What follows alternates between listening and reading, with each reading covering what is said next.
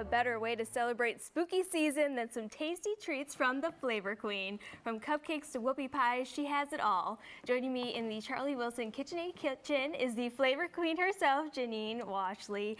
Thank you so much for coming in today. You always bring some really fun stuff with you, and Halloween is no short of fun, right?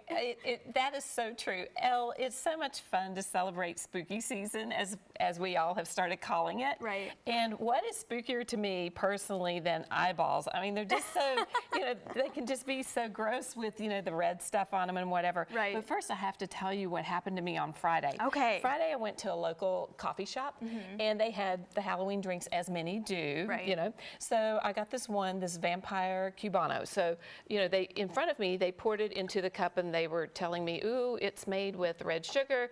And I thought, well, I'll take a picture of it. Yeah. So you can see that it looks dark and kind of mysterious, kind of vampire-like. Right. But when I took a picture of it, it actually turned red. So on my Instagram, Really? I've got this like vivid red drink. So there are so many coffee drinks out there right now, but this one, if you want an Instagrammable Halloween coffee drink, that's the place to go, Fonte's, for that vampire drink. But if I'm drinking coffee, I want something sweet. Of course you do. Yes. So I made these homemade whoopie pies. Now, any other day, they would be a whoopie pie. Right. But for Halloween, for spooky season, they're whoopie eye pies. Ooh, okay. So you want to help me make one? Yes, please. Okay, so there's a knife for you. Okay. And I made some homemade marshmallow frosting, and you just get a glob of it on here, and then you put a little bit on one side. A little bit. I think you put a lot of it. I mean, yes, we have some course. done out in the front here, and you really can pile it up. There's no short of this for sure. That's right. And I shared the recipe with you all, so you can make this. But if you get into, a bind or a hurry, you can always buy like cupcakes and then put fancy sprinkles on them, and then have some element that is like the star, like these big eyeballs right here. So then you just put them together like you're putting together a sandwich. Oh, I got to do two. I just did one. Oh, that's okay. And then you kind of give it a twist, and then that's what scoots the marshmallow icing out to the edges. Oh. That's a little tip, so you don't have to worry about getting it perfect, even though look at yours. I'm so trying perfect. to do it perfect. I know, I was carving pumpkins yesterday with some family, and they're like, Elle, you always are so perfect with stuff like this, being all creative and everything, and there's no short of this too. Look at that. Kind of press it back here like this, and then choose your eyeballs. Ooh. I think I'll go with these. And you got the one with the eyelashes. Yes, I think that's I'm going to do cute. these little itty bitty ones. Okay, yeah. And you put your eyeballs in, and then you roll the edges in the fun sprinkles. This would be so fun to do this Thursday with like a kids party. Yes, or if you absolutely would. I know a lot of kids are still in school too, so this would be fun to do as like a classroom activity. That would be so much fun, and especially since this is a weekday Halloween, these little treats like this are so perfect. Well, and we're gonna catch up with Sam, our weather guy, coming up here in a bit. There's gonna be some rain in the forecast. Yes. So if you can't really go out and do the trick-or-treating, here we go. This would be so fun. Look how this looks. This is so cute. Can we get a shot on 3? These are adorable.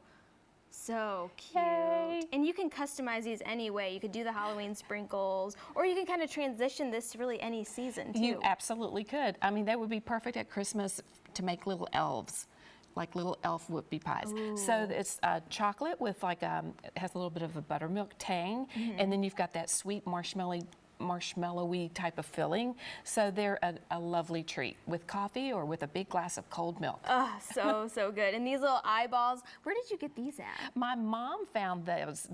It's a German treat, but they are available on Amazon. And then when you pop them out of this little container, it looks like an eyeball, and you bite into it and red goo pops out. Oh. So it's a nice little spooky treat. See, that would be fun to do with kids too, and not tell them about it. Yes. And they have like the red goo all over their face. And they look like little vampires. Yes. Yes. And we have some videos of some of the other treats that you do. You also have a QR code at the bottom of your screen here as well. Absolutely. You do a lot of different baking classes and at Cooking at the Cottage. Yep. Yes, I just recently did one there. I also do private dinners at like the Chef's Table in Norton Commons. Of course, I have the restaurant down in Clarkson, and the catering calendar is filling up quickly, but I do have a few more Saturdays. So if you would like to try that out, that would be awesome. And then Apron is an organization that helps yeah, restaurant we love workers. having them on, Oh yeah.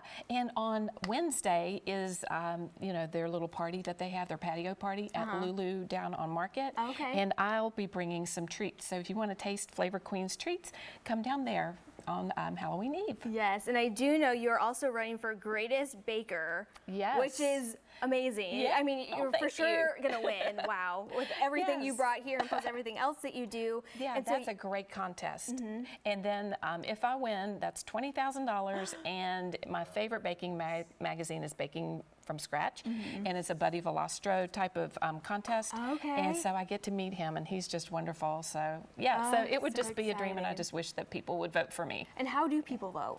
I'll post a link out on Flavor Queen and on Flavor Queen's Kitchen, and then you just follow that link and just choose my name. There you go. It's right down there at the bottom Oh, of your screen there if you you go. want to kind of take note of that. And we'll put a link on our website too. That sounds so people super. can easily just click on and vote for you. I would be thrilled.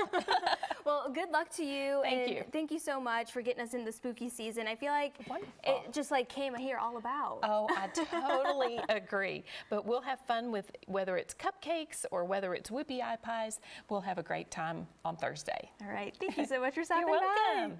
So again, to vote for Janine as she runs for the Greatest Baker title, you can cast your vote at greatestbaker.com.